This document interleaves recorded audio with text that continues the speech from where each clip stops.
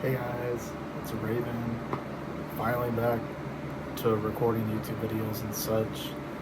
I know I did say that I would record like every day, but yeah, I kind of fell off.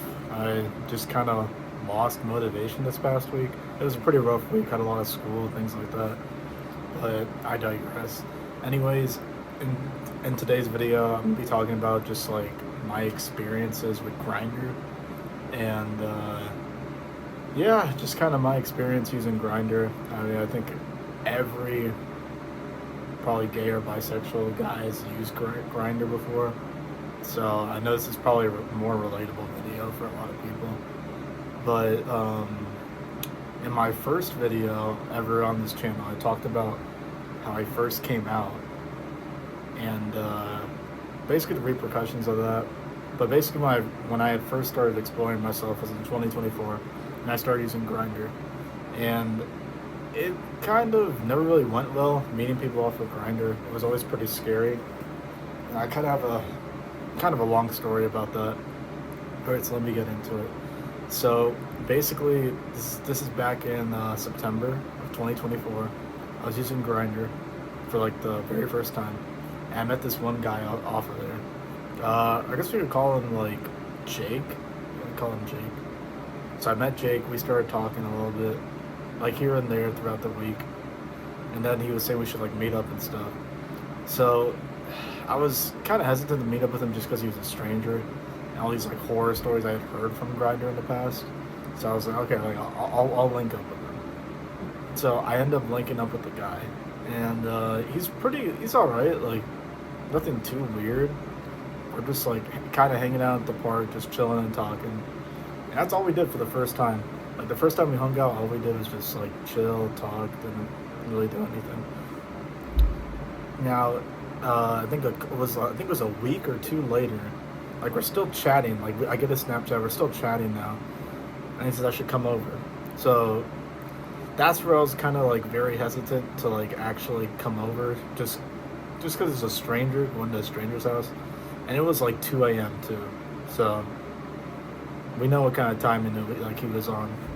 So basically, I did end up going to his house, and it was just not the vibe. Like I walked in, and his roommate was there, which is pretty weird.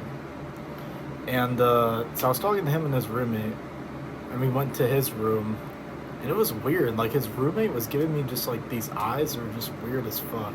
They were like telling like weird inside jokes. Like it just felt like an off situation. So I ended up going into the guy's room, and we're like kissing and stuff. And I don't know, like I just started like feeling so off about everything that I end up leaving. Like I make up some excuse, just because it was like I just felt very off. Like him and his roommate were making like weird jokes, and I don't know, it just seemed like everything was off. Like even just like the hospitality they were trying to show me, like say his roommate they poured a drink for me, and I didn't end up drinking it, but it was just weird. Like they poured it was orange juice and they mixed it with tequila, and then they were like, oh yeah, you want to do a shot with us and shit, and I was like, no, I'm good.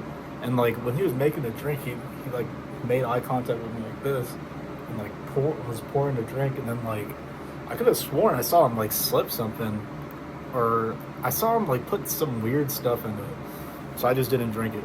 But yeah, after making out with the guy for a little bit, I got like very weird and just very off energy, so I ended up making an excuse to leave.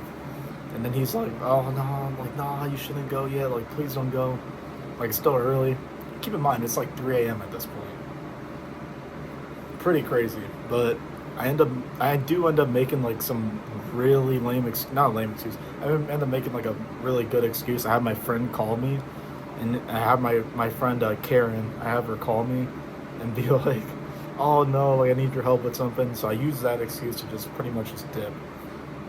So I end up leaving, and yeah, it was just really bad. Like I texted him after that and was like, "You guys are onto some weird shit." And then he just sends me like a Snapchat of like handcuffs. And I was really confused. But basically, I guess after that whole thing, I was like, all right, like he's just not gonna address how weird this was. Like I could have sworn I saw his friend put something in my drink, and I could have sworn.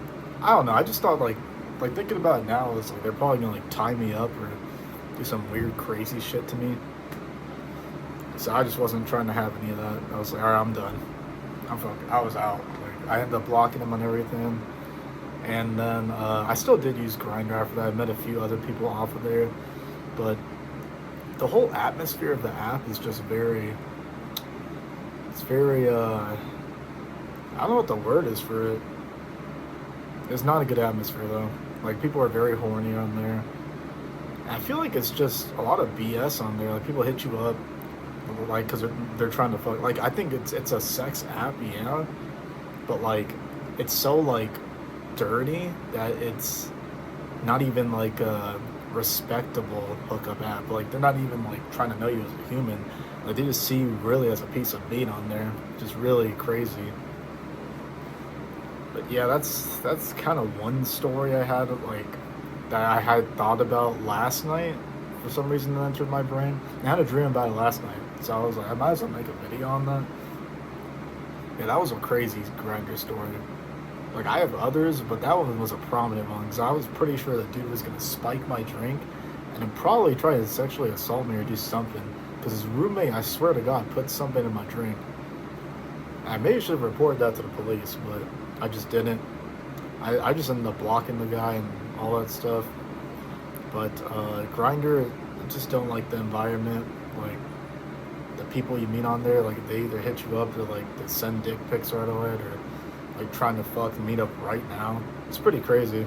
So I'm pretty sure a lot of them have, or like not a lot, but some of them have like STDs and shit on Grindr. So it is interesting the amount of messages you get, like based on what you put out there too, and how like guys are just really turned on that app and just trying to like get it like right away.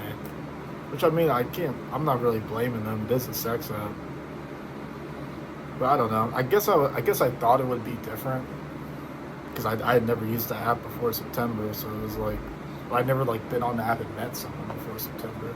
I had been using the app since like 2020 when I was first curious and I started delving into my bisexuality. But I never actually like went on dates or met anyone until September. So it was just a lot. Like just thinking about that story and like what could have happened. It's really scary. But yeah, that's pretty much my Grindr horror story, or one of my Grindr horror stories. I would definitely love to hear one of you guys' experiences or your take on Grindr in general. See what you guys have to think about that, or even tell your stories in the comments. I always love reading comments, so I would totally appreciate any comment or anything. But yeah, that's pretty much it. This is Raven signing out. Have a good day. Bye.